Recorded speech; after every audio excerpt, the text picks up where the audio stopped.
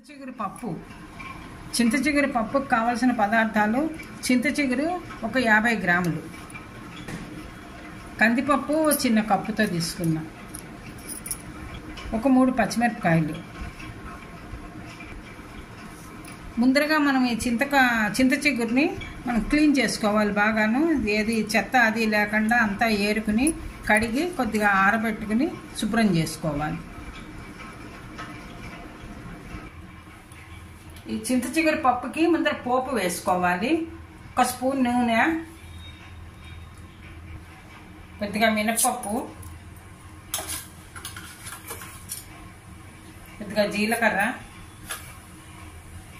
కొద్దిగా ఆవాలు, ఒక మిరపకాయ ఇలా ముక్కలు చేసి వేసుకున్నాం. పోపు వేగింది. దీంట్లో ఇంగువ ఒక స్పూన్, చిన్న స్పూన్తో ఇంగు వేసుకున్నాం. ఇందులో ముందరగా శుభ్రం చేసి పెట్టుకున్న చింతాకు. ఈ చింతచిగురు చాలా మంచిదండి, ఆరోగ్యానికి కూడా చాలా మంచిది. మనకి ఎప్పుడు దొరకదు, మనకి కొద్దిగా సమ్మర్లో దొరుకుతుంది ఇది. ఈ చింతాకు వచ్చినప్పుడు చింతచిగురు మనం తెచ్చుకుని వాడుకుంటే కనుక చాలా ఉపయోగాలు ఉన్నాయి, ఆరోగ్యానికి చాలా ఉపయోగాలు ఉన్నాయి. కాబట్టి ఈ చింతాకుతో ఇది కొద్దిగా పుల్లగా ఉంటుంది, కొద్దిగా వగరగా ఉంటుంది. ఈ చింతాకుని మనం ఇలాగా ఈ చింతచిగురిని మనం ఇలా పోపులో కొద్దిగా మగ్గించుకోవాలి. చాలా తొందరగా అయిపోతుంది.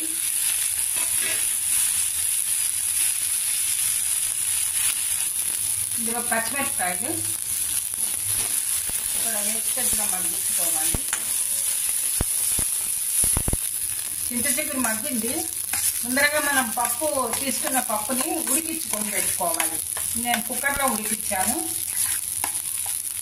ఈ పప్పు కూడా ఇందులో వేసేసుకోవాలి.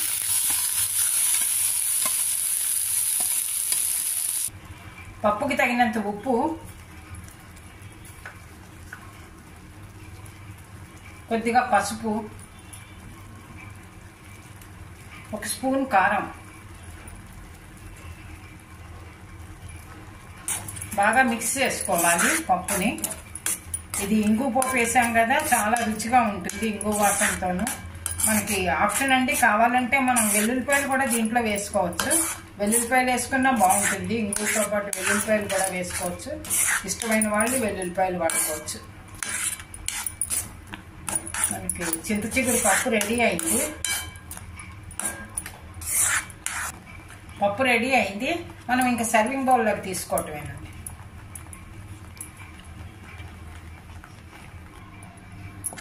సర్వింగ్ బౌల్లోకి తీసుకుని సర్వ్ చేసుకోవచ్చు. చాలా రుచిగా ఉంటుంది, చాలా తేలిగ్గా చేసుకోవచ్చు, ఈజీగా చేసేసుకోవచ్చు. మనం ఏ పప్పు అయినా వాడుకోవచ్చు, పెసరపప్పు అయినా వాడుకోవచ్చు, కందిపప్పు అయినా వాడుకోవచ్చు. మన చాయిస్, మనకి ఇష్టం ఏదైతే అది. చింతచిగురు పప్పు రెడీ అయింది. ఇది వేడివేడి రైస్లోకి చాలా బాగుంటుంది. ఇంగు వాసనతో చాలా గుమగుమలాడుతూ చాలా రుచిగా ఉంటుంది. మీరు కూడా ట్రై చేసి చూడండి. ఈ వీడియో కనుక నచ్చితే లైక్ చేయండి, షేర్ చేయండి, సబ్స్క్రైబ్ చేయండి.